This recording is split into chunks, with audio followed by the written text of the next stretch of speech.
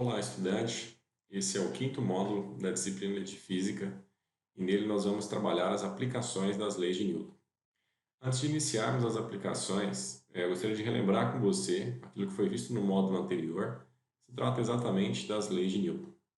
Então, as leis de Newton, elas estabelecem a base para nós descrevermos os movimentos, pensando agora não simplesmente na sua descrição, mas na explicação das suas causas e dos seus efeitos. Então, as leis de Newton partem da ideia de que as forças são as responsáveis pelos movimentos ou por mudança nos movimentos que nós observamos. Eu gostaria que você relembrasse que nós estamos tratando força como uma ação capaz de produzir pelo menos um desses três efeitos: mudança de movimento, deformação ou equilíbrio. Então, a título de exemplo, estão apresentados aqui três objetos, onde no primeiro deles uma força Fe é aplicada e passa a colocá-lo a se movimentar com uma certa velocidade.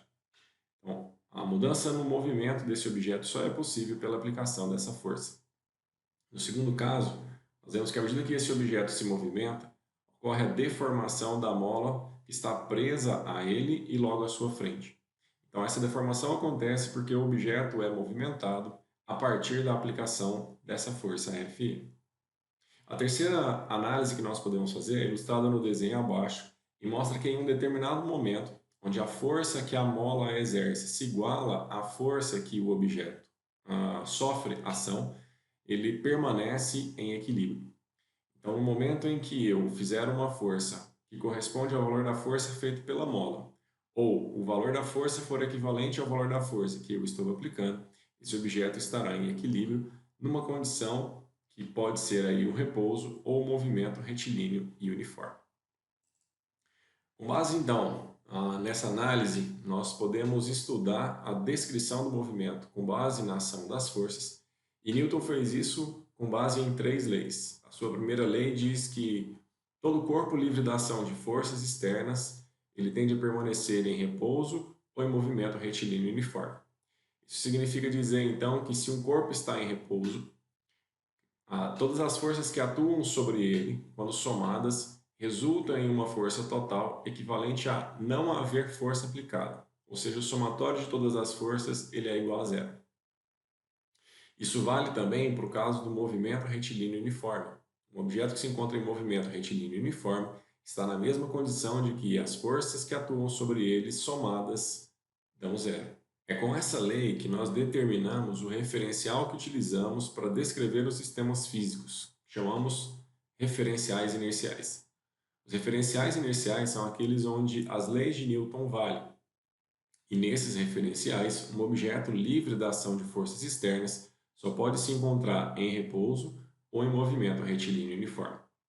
Nós analisamos aqui, então, os casos onde não há forças atuando sobre um sistema, onde as forças somadas resultam em um total de força igual a zero, que equivale a não haver forças atuando no sistema.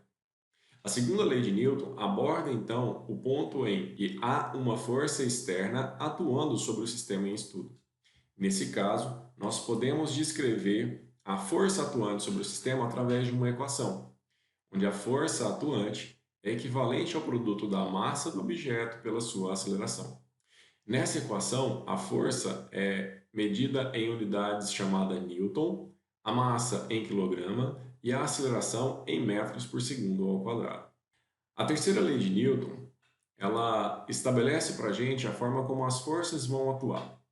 Uma força atua sempre em pares porque resulta da interação entre dois objetos. Quando eu penso em dois objetos ilustrados na figura como M1 e M2, eles trocam uma interação e, à medida que o objeto 1 interage com o objeto 2 automaticamente interage com o objeto 1. Isso significa dizer que, do ponto de vista de forças, quando o objeto 1 faz uma força sobre o objeto 2 responde produzindo uma força sobre o objeto 1. A terceira lei de Newton diz que para toda ação há uma reação de mesma intensidade, mesma direção e de sentido oposto. Isso significa dizer que a força feita pelo objeto 1 sobre o objeto 2 é exatamente igual à força feita pelo objeto 2 sobre o objeto 1, a menos do sentido.